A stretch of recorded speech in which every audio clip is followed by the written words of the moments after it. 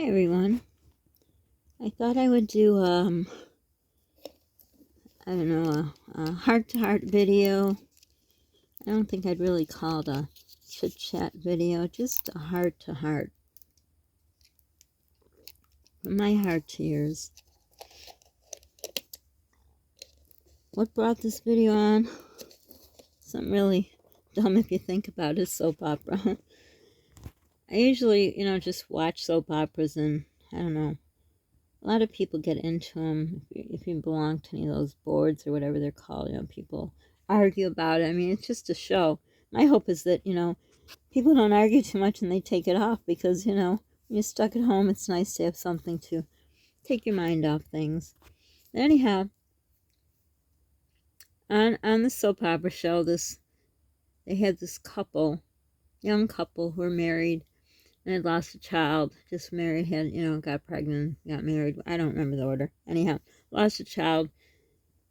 The woman got into a mess with drugs and all, and then they got back together, got married, whatever. And long story short, as soap operas are, if you watch them, there was an attack of some kind of, thing that hopefully doesn't really happen in life, and the person died. And I guess it was the bad timing of that, seeing that just, I don't know, I was just sitting here and the whole time, I don't know, after 5 a.m. Why am I watching a soap opera at 5 a.m.? Because I can't sleep. But it just started me thinking. I've been thinking a lot since last week. As you know, 2 of my friends lost their battle with cancer. And I'm sorry, these lights. Ironically, 2 lights. 2 lights that were put out way too soon. So I was following both their journeys, and the woman's was a longer one. Like I said, I think it was 2 years that she was going through constant treatment, and the other one with the pancreatic cancer. They're both bad cancers. His wasn't as long, but it was horrible and hard and dreadful, and especially the one with the pancreatic cancer, of course, reminded me of my cousin who was like a brother to me, and my aunt, and my aunt reminded me of my mom, who was really my aunt who raised me, which reminded me of my mom, who I found dead on the kitchen floor when I was 15 years old when I visited her in Canada. So I've had a lot of things heavy on my heart. And I know a lot of my subscribers who I've got to know more closely, who we've exchanged like emails, phone numbers, we've talked, and I know they're going through things, missing people that have left their lives and just dealing with things and hardships and all. And I always keep everyone in prayer. And I always try my hardest to just put on a happy face, so to say. I forgot which day was someone said I sounded better, and I'm not better at all because of what's going on with my health, but I just try to suck it up, buttercup, as they say. And it's hard. I'm a caretaker personality type. So I will always want to take care of people. I know there's struggles. I mean, first of all, we all know everyone struggles with the world, right? And I just want to bring some happiness into your lives. Even if I'm going through a living hell, which I have been for over a year, almost 14 months now with this, whatever, I don't know what's wrong with me. Nobody knows. Nobody seems to want to, tests cost money. The big deal tests, MRIs, CTs, all that, they cost big money. So doctors don't even have the right to order them. So I've been worrying about that, and of course worrying if they don't find out, and what if one day they find out it's something bad and it's too late, and having all these deaths happen and all together in 2 days. And my dad's been gone for 11 years, last month, August, and another less than 3 weeks will be 11 years. My mom's mom, the aunt mom who raised me, My real mom died, like I said, when I was 15 years old. We went to see her a lot. Like I said, I lived in Canada mostly my first 5 years of life, and I walked in happy as can be, to see my mom, and I always was the first one in the door. There she was, dead on the kitchen floor. And I hate death. I don't like to think about it. I don't know. Some people, I don't know, maybe they're more spiritual and they think it's wonderful. And I used to have a saying, and I hope I don't insult anyone, but when I had so many deaths one after another, when my dad died, my mom died, two family friends died, I went on and on. It just never ended. When I was a little girl, we had like one after another a death. My godfather, my godmother, my grandfather, my this lady who we took in. I mean, it was nonstop deaths. And for a while there, I would say, when people, how the things they say, oh, they're in a better place. And yes, the people who are suffering from cancer, as much as it's hard to utter those words, are they in a better place? I don't know. But they're out of pain. We hope. Well, they must be, right? They're not breathing. I don't know. None of us know. When people would say, when someone just dies in their sleep, let's just say, oh, they're in a better place. And are they? I mean, our faith tells us, but I remember once, and I don't remember who died. I don't know who I said it to, and I wish I didn't now. But when you go through grief, it's hard. And sometimes things come out of your mouth you can't stop. I mean, I usually stop them, but that time I couldn't. They said, they're in a better place. And I said, yeah, sure, they're in the ground and they got worms climbing up their nose. Obviously, if you're in a coffin in the ground, there probably isn't, because then they put you in a vault and then they're in the ground and pretty safe from worms. But it's just been hard. It's been hard. Everything's been hard. To wake up, well, there's no wake up. The little, whatever sleep I get, the most sleep I get is at the kitchen table. And that's not a lot. I'm living on 1 to 2 hours of sleep of that. That in itself is bad. I can't eat. I can't eat real food. I can only eat mush.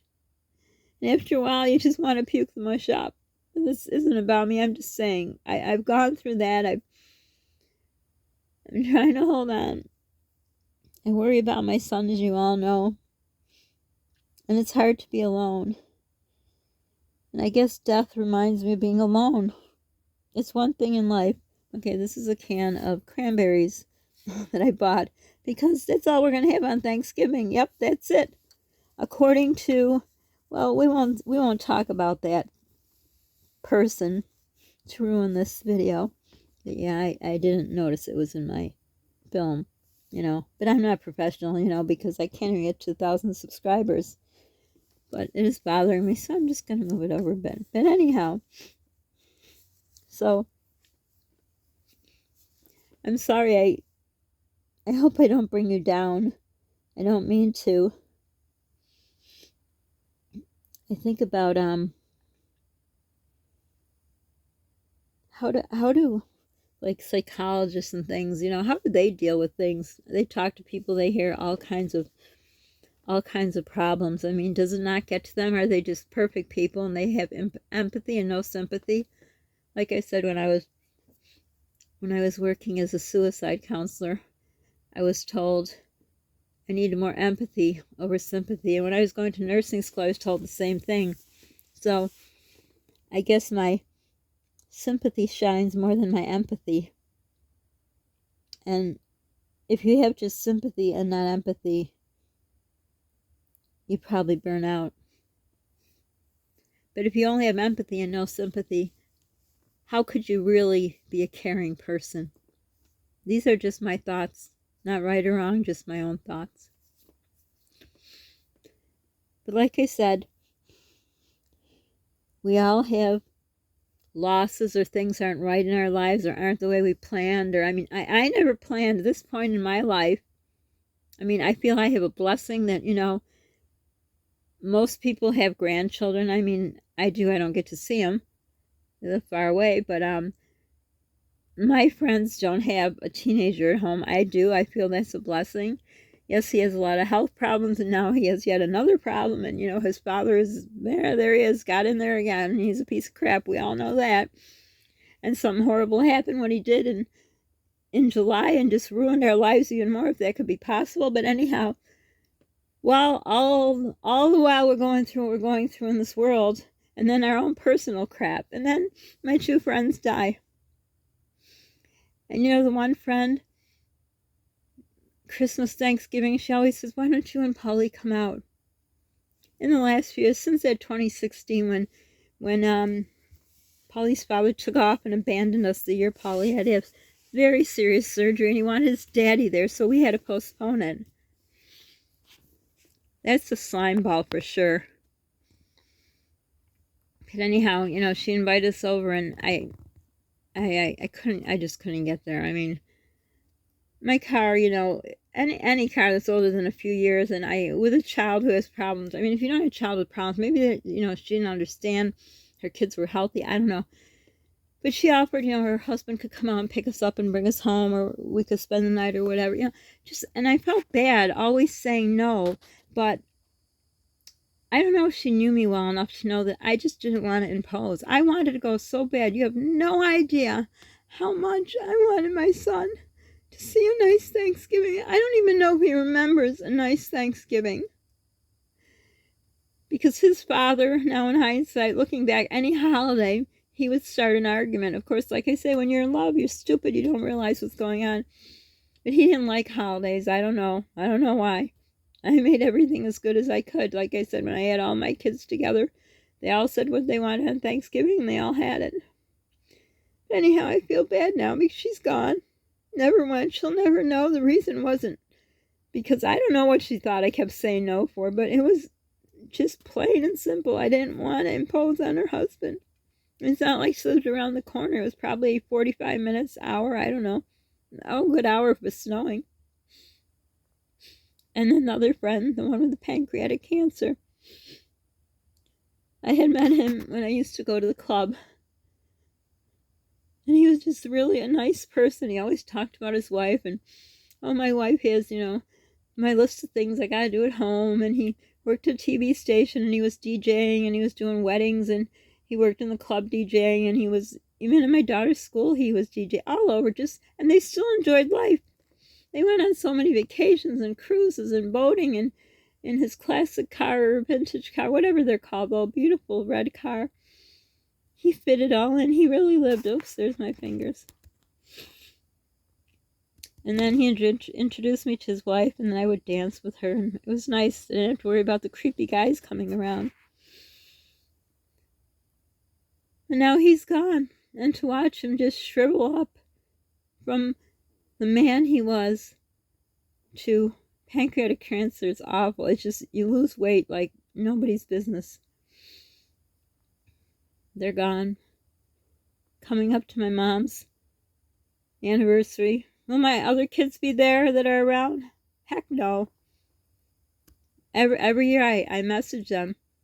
I almost think they block me because, out of sight, out of mind. I don't really know what their problem is. I always was told, your son is your son till he gets him a wife, and I found that is true. But if I ask a simple thing, they know when her birthday was. They know when she died. Actually, the anniversary of death is November. Her birthday's in October. See, I'm just not myself right now. But anyhow, when it is, make time. Let me know. I can make the time. We can all just be together. But they're not. In the world we live in now with people carjacking, could Polly and I even go? I mean, I don't even know if I could trust my car to go that far to where she is. It's in the city, too, which is not a safe place. It's a beautiful, historic place, but it's just not safe around there. But I try so hard. And sometimes I think, why am I doing this? Why am I doing this if I have less comments? I know people are wrapped up in your own crap. We all have our own crap, but I don't know. I just don't know. I don't know. In this time of distress in our world, why aren't people coming together? Why are they just apart? I remember when my channel used to be, people would comment, and people need people. And I just feel, I know some people have depression, anxiety, you know, whatever the problems are, just not opening yourself up to other people is just bad. And I'm not just saying that so you'll comment so I won't feel all by myself like I'm sitting here at the table alone. It's just good for your mental health. But I just want to let you know I'm trying my hardest. And if there's days I'm cheery, I'm trying. And I'm not trying to lie to you, but I don't want to bring you down. I'm just telling you I'm doing the best I can. And I hope you're doing the same. Because we all have our own challenges. Like I say, I'm sure there's perfect people. I have a very rich aunt and uncle who took my inheritance, and they're still alive in their 90s. Oh, yeah. You know what my aunt mom said? Rich people live forever. I'm sure that's not true everybody, but generally, yeah, I'd say so. Because, hey, if I was rich, I could probably go to, what's one of those big hospitals? It's in that group I'm in about the not sweating thing. Someone went to one of those big hospitals, and they got diagnosed there and everything. So I guess, yeah, it helps. But I'm not that person. But that's how my mom was. And she always feared rich people. I don't know why. I fear nobody. We all put our pants on the same way. It's about the person. It's not about what's in their pocketbook or their bank accounts. I don't know how I got there from there. But anyhow, I think I'm going to take a break from soap operas because this was just too much. Just too much. I don't know. And usually, I mean, I won't lie. I'll shed a tear when I see something. I mean, it's just, I mean, soap operas are kind of, you know, like life. At least my life now, nothing's working out. Soap operas, you know, you never have a couple that stays together. The baby doesn't make it, you know, things like that. So they kind of mimic life. But like I say, I wish you'd try if you're dealing with things. Just don't do it alone. I don't know, maybe I just like helping people too much, and it brings me happiness, and I feel if you're not interacting with me, I'm not helping you. That's probably it. Because I know I get fulfillment and happiness, and my heart feels so full when I can be there for someone. And now it seems like someone who I used to talk to, they don't even text me anymore. I text, are you okay? Are you all right?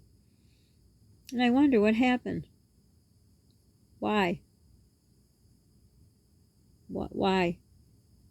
I don't know. Maybe the world's all depressed and I'm the only one left on this planet. The planet is all gone. I'm the only dinosaur left. I don't know. I don't even know why I said that. All I know is if you have family and they talk to you, might not be a good situation, but hold them close and cherish them because you never know. We're not promised a tomorrow. And it's so hard when you are the only parent and none of his siblings would give a darn about him. What happens to him if something happens to me? I guess that's been really heavy on my heart. On top of what his father did. And then the two deaths of my friend and everything. It's just all together. But I still keep moving forward and putting out videos. No, you don't see me because I literally, I can't hold the phone up. My tripod is broke, so I tape it. But it always falls down. That's why you don't see me using the tripod. Or I could hold, I can physically not hold the phone out far enough the way you have to hold it to do a video. That's why I'm doing these candles. Maybe that's why people aren't commenting, but you know, you hear my voice. I'm doing the best I can. I can't keep passing out. So this is a whole bunch of this and that and other thing, but just want to let you know where I'm at. Where are you at? If you want to tell me, if you don't, it doesn't matter. Well, it does matter. I'm just saying I'm doing the best I can, and that's all I can do. I just hope you're all doing okay, and like I say, hold everyone close. We're not promised a tomorrow. All we have is right now, this second, right here, literally. And you know what? There's a saying, don't look back. There's a reason why. It pulls you down or gives you anxiety, one or the other. And it's hard. It's very hard. It's just because I have so much time to think. It really is hard. You know, I mean, it's good to think on good memories. But then they could always pull you in a place like, wow, but I don't have those good memories. And now, you know, that person's gone or it's not the way it used to be. But whatever. Not whatever like that. I mean like that. Like, but whatever. That was a bad word to use. But, you know, I don't know what to say there. I just didn't come out right. I meant the good memories may make you cry, may hurt you. Whatever you gotta do to get through it, you gotta do it, I guess. That's my bottom line. I just want to let you know. If I'm not my upbeat self, I'm sorry. It's just been really hard for me, and knowing that this could be the rest of my life, that any second I could drop over because I could get heat stroke. It's not a way to live. I take my temperature. I want to do a video on what all involves in my whole day. Temperature, my blood pressure, my heart monitor, everything. Constantly, all day long. This is all I do. It's ridiculous. I have no quality of life. Which means, what does my son have? We can't even go anywhere. Because I could overheat. And this isn't about me. It's just saying I'm doing the best I can with my channel. And I hope you're all doing okay. And I hope that's not the reason you're not commenting. Because, I don't know. I ask what you'd like to hear on see, you know. But no one even commented for that. So I'm not sure why. But bottom line is I hope you're all doing okay. And I hope you're all okay. And that's why I asked for you to just comment. And thank you to, I guess I won't call out names because then if other people won't, you know, I don't want to make anyone feel guilty. But thank you for the person who I haven't heard from in a long time, who, you know, commented. And thank you for the person who seems to be my only commenter now. And I'm not trying to guilt anyone. I'm just saying I worry about you. I get to know people and I worry about them. That's it. So hold on to whoever you have real tight. Because you just never know. One day they're here, one day they're not. One day you're well, the next day you're not. Sorry if this is a downer, but it's just real life. So for now, if you want, share my channel. Help us grow. It's more for Polly. Well, it's all for Polly.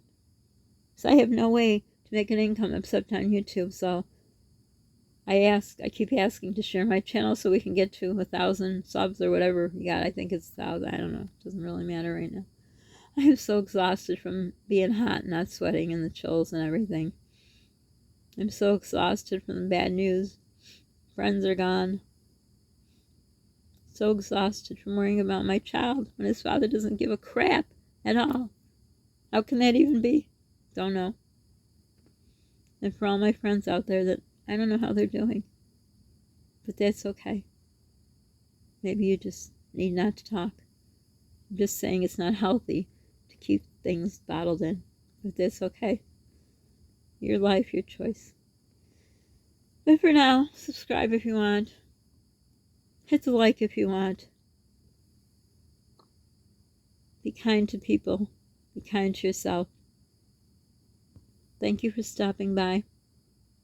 And don't take life for granted, as you never know. Bye for now.